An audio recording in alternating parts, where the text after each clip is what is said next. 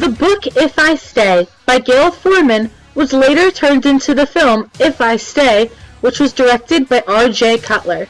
Forman's novel was about a girl named Mia who gets into a car crash with her family. Her mom, dad, and brother Teddy die and she is left in critical condition. She's in a coma and she is caught between life and death. She's able to see what is going on in the present day and move around, but no one else can see her or hear her. While in her coma, she has to make the decision of whether to stay or to go. What I enjoyed about this novel was the continuous jump from the present to the past. This gave me insight as a reader to what Mia's life was like prior to the accident and how it would influence her decision. There was never a dull moment in the book. I always wanted to continue reading on, because Forman uses a lot of description and interesting references to music to make the book interesting. I honestly can say that I enjoyed everything about Forman's writing style. She kept me interested throughout the whole book, unlike other authors. And the votes are in!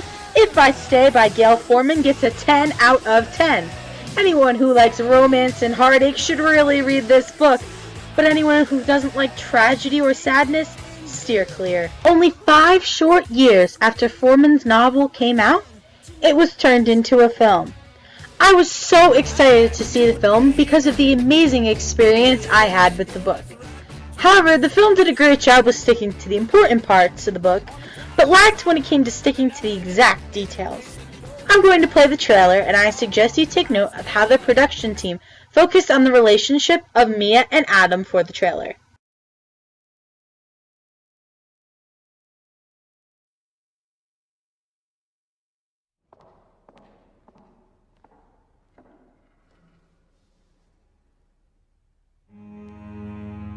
What's that? You'll be auditioning for Juilliard. That's the ceiling. I figured, if you look at it every night, it won't seem so scary when you get there. I told you he was into you. No, he isn't, Jim. You know how when you meet someone and they just already are the person they're meant to be? That was Adam. Nobody outside Portland had ever heard of his band, but he already was somebody. Me, not so much. She shouldn't be scared to hang out with those guys. They're us. Exactly. Adam's here. Kids, be careful out there. I hear it gets pretty wild at Symphony. Why do I have this feeling you're about to mess up my entire life? You can't hide in that rehearsal room forever. It's too late. I'll see you. Isn't it amazing how life is one thing and then in an instant it becomes something else? Like here I am, Mia, the girl who thinks about the cello and Adam, and just like that.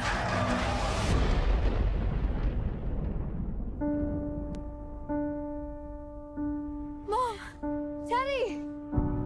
Dad!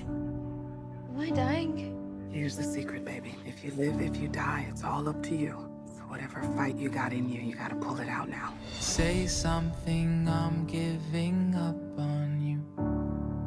Kid's waking up an orphan. If she wakes up. Say something, I'm giving up on you. What am I supposed to do? Sometimes you make choices in life, and sometimes choices make you. Sorry that You like me better as this. The you are now is the same you I was in love with yesterday, the same you I'll be in love with tomorrow. You still have a family, Mia. I can't lose her. Say something, I'm Why me? giving up on you. Life is this big, fat, gigantic, stinking mess. That's the beauty of it, too. I'm still here, and I'm crazy in love with you. Please stay.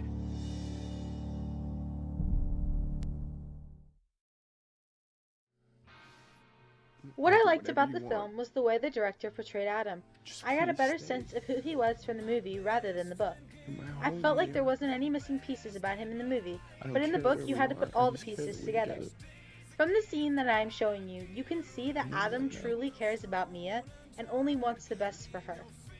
I will do anything if you stay. Something I really liked that was added into the movie was the scene where Adam sneaks into Mia's room and puts the ceiling of her Juilliard audition hall on her bedroom ceiling.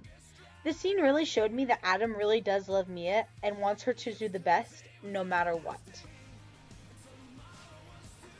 I thought you were supposed to be, in Seattle. No show tonight, so I drive down for the day.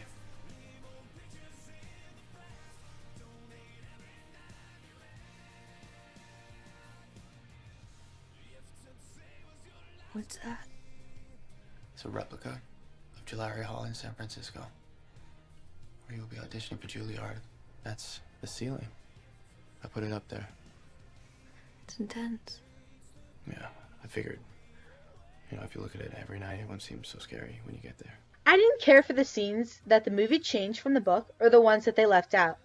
One of my favorite parts of the book that was left out was when Mia went to music camp, and that's when she finally realized that she truly was an amazing cellist. A key difference between the film and the book was the way that Mia's father gifted her new cello. In the book, Mia is nervous for a live concert performance that she has, and her dad gives her a great pep talk. After she plays wonderfully, her dad gives her her own brand new cello. In the movie, her dad just brings a new cello home one day for her as a gift.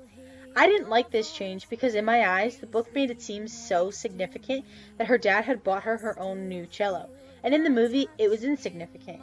The director probably did this to cut on time and speed up the plot, and I disagreed with the decision.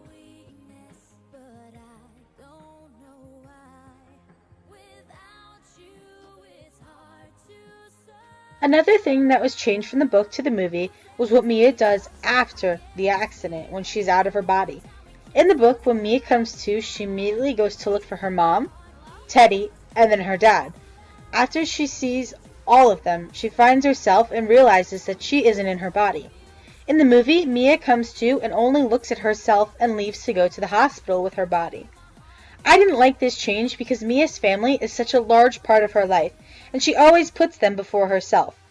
The movie made it seem like she only cared about herself after the accident, when that wasn't the case. The director probably did this to cut on time, and I disagreed with this decision. And the votes are in. If I Stay the movie gets a 7 out of 10. The film was okay. If I hadn't read the book and just saw the film, I would have probably liked it more, because I wouldn't have had such high expectations of it. In the end, between the two pieces, I would have to say I prefer the book over the movie. I think it's important for people to read the book before seeing the movie because it gives you something to look forward to. So what are all of you going to do now? You're going to go out to the bookstore, you're going to buy the book If I Stay by Gail Forman, and then you're going to go and you're going to watch the movie and you're going to compare the two. And you're going to tell me which one you thought was better.